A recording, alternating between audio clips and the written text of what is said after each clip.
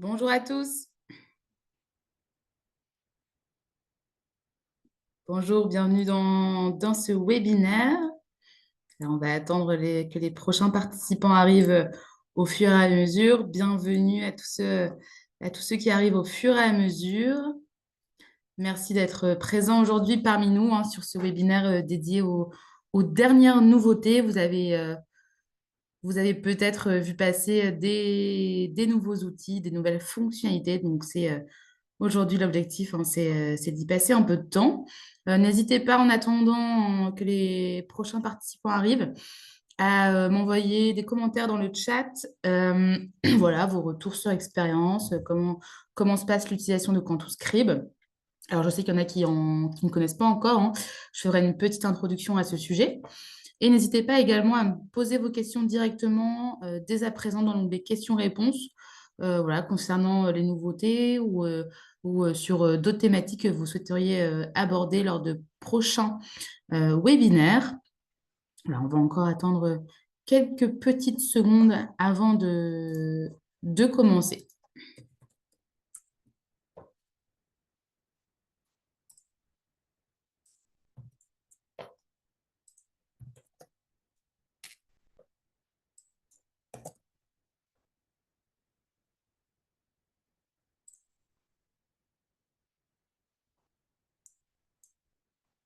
Hop, on va pouvoir commencer. Ce webinaire va durer une vingtaine de minutes, hein. Pour ceux qui sont arrivés dans les dernières secondes, je rappelle, n'hésitez pas à poser vos questions dans l'onglet chat ou l'onglet questions. Alors, pour ceux qui ne connaissent pas encore Quantuscribe, c'est une ressource, une solution numérique qui vient répondre aux besoins des élèves, à besoins éducatifs particuliers. Quantuscribe va les aider à surmonter les obstacles liés à l'écriture, à la lecture, à l'apprentissage des savoirs fondamentaux également, à gagner confiance en eux et également gagner au quotidien en efficacité dans l'organisation. Et comment? Grâce à une interface totalement personnalisée, il y a une palette d'outils disponibles, donc des outils d'aide technologique, des outils pour le texte et des outils de facilitation vocale, mais également des outils d'aide à l'organisation et des outils d'édition de support et, euh, et de mathématiques. Alors, sachez que Quantuscript peut être utilisé dans différents contextes, que ce soit à l'école ou à la maison. C'est un outil totalement polyvalent qui est disponible sur toutes les machines, donc PC, Windows, Mac, Chromebook, mais également tablette, donc iPad et également Android. L'application est disponible, pardon, hors ligne, mais uniquement sur les licences premium, attention. Vous avez seulement trois fonctionnalités qui ne sont pas disponibles en ligne, qui sont le dictionnaire, le traducteur et le fait de dessiner une formule. Voilà, alors aujourd'hui, l'objectif, c'est vraiment de vous présenter les nouveautés. Donc, je vais vous partager mon écran. N'hésitez pas à me dire si vous ne voyez pas bien mon écran, hein. Normalement, ça devrait être arrivé de votre côté. Voilà, alors là, je me suis connectée sur l'interface Quantuscribe. Je vais me rendre tout de suite dans une matière, dans un cahier et donc dans un chapitre. Hop. Et on va tout de suite apercevoir une nouvelle fonctionnalité, alors qui était présente dans l'ancienne version de Quantuscript, il y a un an, qu'on avait enlevé, mais suite à de nombreux retours du terrain de votre côté, on a décidé de le remettre. C'est ce raccourci cartable. Voilà, c'est-à-dire qu'en un clic, hop, je peux retourner au sein de mon cartable. Voilà. Donc ça, c'est la première nouveauté des dernières semaines. Autre nouveauté, vous pouvez naviguer ici directement au sein de vos matières et donc de vos cahiers et de vos chapitres. C'est-à-dire, au lieu de retourner, comme je l'ai fait auparavant sur mon cartable, je peux directement me dire, voilà, je suis dans mon cahier des étés, je me rends dans le cahier de mathématiques. Au lieu de retourner sur le cartable, je sélectionne le menu déroulant en haut. Hop, je clique sur mathématiques et puis j'ai juste à aller dans le chapitre concerné. Voilà, tout simplement. Hop, on va retourner dans ce chapitre.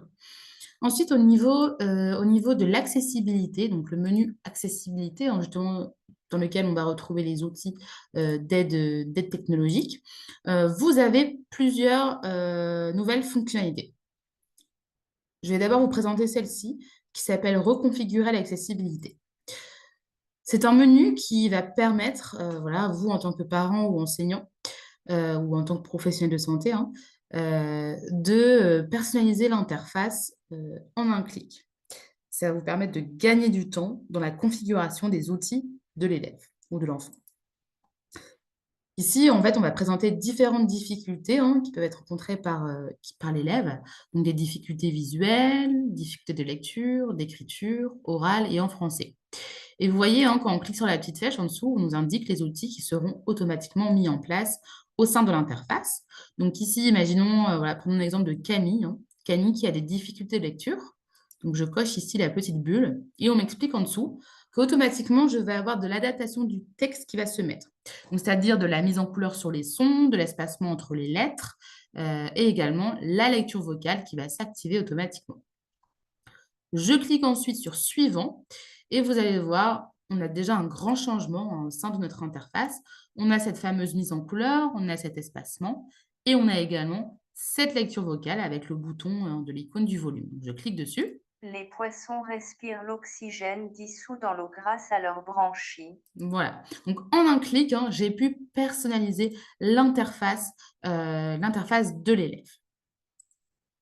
Ensuite, toujours dans ce menu accessibilité, vous avez sûrement dû constater deux petites nouveautés, donc ces nouvelles fonctionnalités qui permettent de changer, donc premièrement ici, hein, langue des outils, ça permet de changer automatiquement la langue des outils.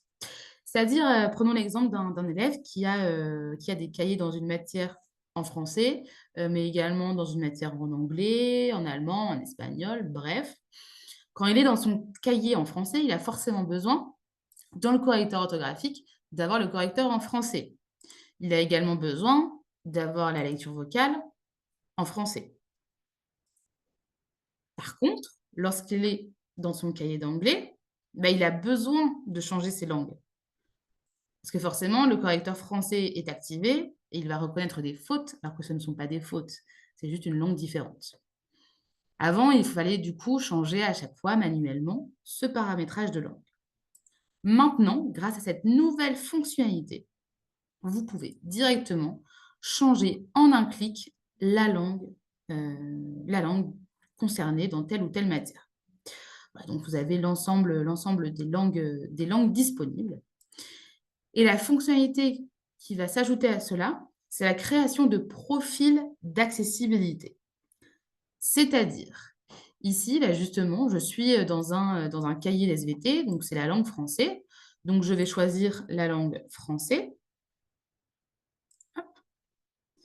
Et je vais pouvoir renommer ce profil en mettant, par exemple, Camille, hop, français. J'enregistre mon profil d'accessibilité. Ensuite, je vais changer ce paramétrage pour créer un nouveau profil. Donc, je vais cliquer hop, ici sur, moi j'ai déjà paramétrage 2. Vous voyez, paramétrage 2, hein, j'ai tout un paramétrage différent.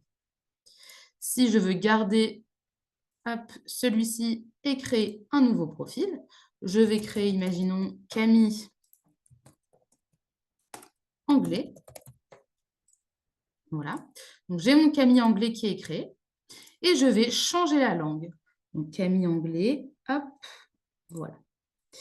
Et donc, quand je serai dans mon cahier d'anglais, je vais pouvoir, hop, directement changer le profil d'accessibilité.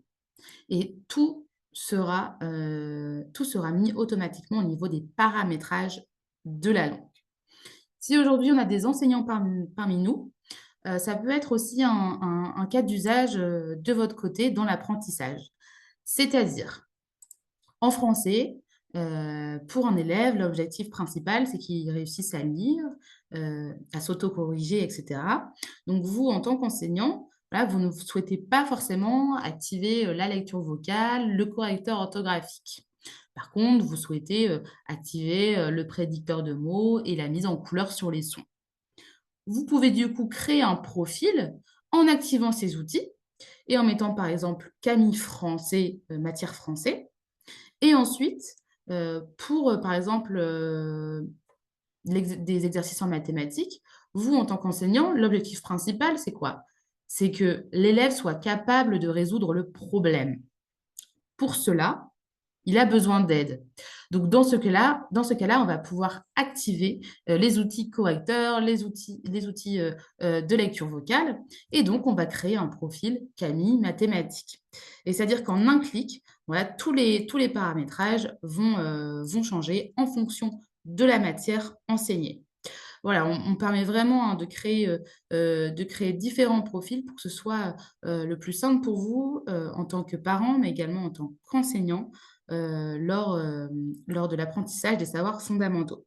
Donc là, c'est vraiment, voilà, 2 nouvelles, fonctionnalités, assez phares, hein, c'était très attendu ça de pouvoir changer en un clic, de pouvoir sauvegarder, ces différentes langues dans les différentes matières. Ensuite, nous avons un nouvel outil. Vous avez pu le voir, hein, avant on avait 5 outils pour le texte. On en a un sixième qui s'appelle Aide visuelle, qui s'adresse à des élèves qui ont des déficiences visuelles, donc qui ont des difficultés de lecture. Quand je clique dessus, j'ai accès à plusieurs fonctionnalités. La première, c'est le zoom sur l'écran. Voilà, vous voyez comme une loupe, hein, on peut naviguer, sur l'écran avec un zoom qui peut être bien sûr réglable, hein. Hop. Pardon, voilà, qui peut être réglable, donc on peut augmenter ou bien diminuer. Ensuite, vous avez une fonctionnalité de surlignage du texte au survol. Vous pouvez changer la couleur, bien évidemment. Donc, imaginons ici, prenons le violet, hop, la couleur de Cantou, et vous passez la souris du coup directement sur le texte. Et puis vous voyez entre deux ponctuations, pardon, la phrase est surlignée. Ensuite, une fonctionnalité, je pense, qui va vous plaire, c'est le masque de lecture. Le masque de lecture qui vient remplacer, hein, le doigt lorsque l'on lit ou bien la réglette. Vous voyez, le masque de lecture va vraiment aider l'élève dans la lecture de son cours ou de son exercice. Ce masque de lecture, vous pouvez le régler ici. Donc, soit régler la largeur, hein, du masque ou bien l'opacité du masque. Donc, plus sombre ou bien plus clair. Ensuite, vous pouvez activer un contraste élevé. Ce contraste élevé, en fait, il va jouer sur, sur les contrastes des couleurs. Voilà, dans le cas d'élèves qui ont un TSA ou qui sont TDA, TDAH, on vient ici les aider à se concentrer grâce à des nuances de couleurs. Et ensuite, le mode sombre. Le mode sombre qui est apprécié chez un public plus adulte, mais aussi qui est très utilisé pour des élèves qui ont un TSA, hein. On sait que les écrans blancs, c'est assez compliqué. Voilà, donc là, on joue vraiment sur ce côté sombre avec un fond noir et puis de l'écriture qui ressort directement. Donc voilà pour ce nouvel outil aide visuelle. N'hésitez pas à nous laisser, hein, également des commentaires dans le chat. C'est toujours sympa d'avoir les retours du terrain sur ces nouveautés. Ensuite, ce qu'on a de nouveau également, ça se passe ici dans les tableaux. Dans les tableaux, vous avez, hop, alors, il va falloir que j'active l'aide à la saisie. Hop, je viens activer également mon adaptation du texte qui est déjà, donc ça c'est bon.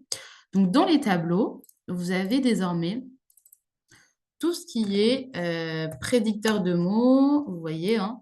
Vous avez également tout ce qui est adaptation du texte qui se fait directement dessus. Voilà, vous avez les outils d'accessibilité à l'intérieur de l'outil tableau. Je vous fais un petit teasing des prochaines nouveautés qui arrivent. C'est quelque chose qui est très attendu. C'est justement la mise à disposition de ces outils d'accessibilité dans le PDF. Vous savez qu'actuellement, en PDF ici, quand on édite un PDF, on prend l'onglet texte, on insère son texte, mais malheureusement, on n'a pas cette possibilité d'avoir le correcteur, d'avoir le prédicteur de mots. Eh bien, ça va arriver prochainement.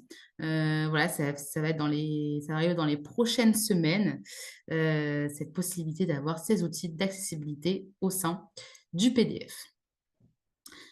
Ensuite, si vous ne l'aviez pas encore vu, dans l'outil formule ici, on a la possibilité de colorer les formules. Donc ici, j'ai cliqué sur le petit pot de couleur.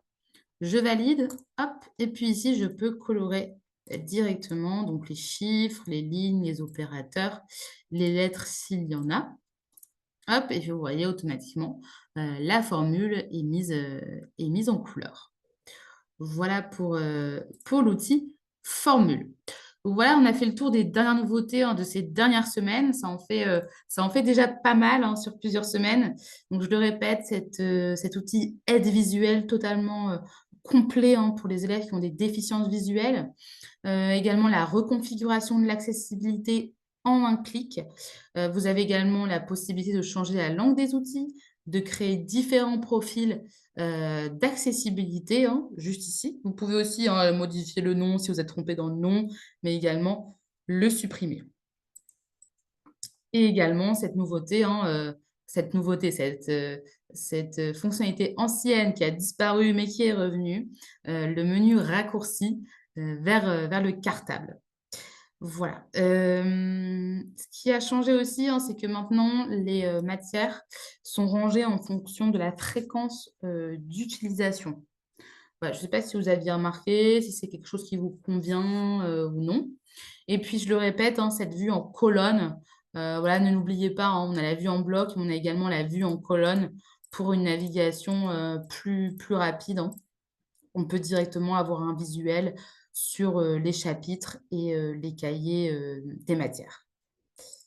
Voilà, donc n'hésitez pas à me poser vos questions dans l'onglet chat. Voilà, j'espère que ce webinaire vous a plu, que vous avez découvert des nouvelles fonctionnalités et puis vous avez eu en avant-première un petit teasing, hein, sur les prochaines mises à jour. C'est quelque chose qui est vraiment très attendu, donc on a hâte de pouvoir vous le présenter, hein, cette fonctionnalité d'avoir ces outils d'adaptation au sein du PDF. Alors, n'hésitez pas si vous avez des questions. Et puis, n'oubliez pas, hein, on reste disponible du lundi au vendredi, de 9 h à 17 h. Vous avez l'ensemble des supports qui sont mis à disposition. Je vais vous montrer à nouveau, hein, où ils sont. Ils sont dans votre tableau de bord. Vous allez dans votre tableau de bord et en dessous, vous retrouvez tout ce qui est guide, la FAQ, mais aussi notre nouvelle chaîne YouTube avec l'ensemble des vidéos tutoriels. Vous avez également l'ensemble des webinaires disponibles en replay, hein, les fameux mercredis Cantou à 17 h. Ils sont tous disponibles en replay. Donc, n'hésitez pas à les visionner. N'hésitez pas également à nous envoyer vos suggestions de thématiques, hein, sur les webinaires. C'est très important pour nous de comprendre vos besoins, de comprendre aussi les blocages, hein, s'il y en a, d'avoir vos suggestions. Vous voyez l'onglet cartable raccourci, hein, on l'a remis grâce à plusieurs remontées du terrain, des parents, d'enseignants, des élèves, des professionnels de santé. Donc, on est vraiment à votre écoute. Voilà. Et ben, je vous remercie et puis je vous dis à très bientôt pour un prochain mercredi Cantou. Merci à tous. Merci, au revoir.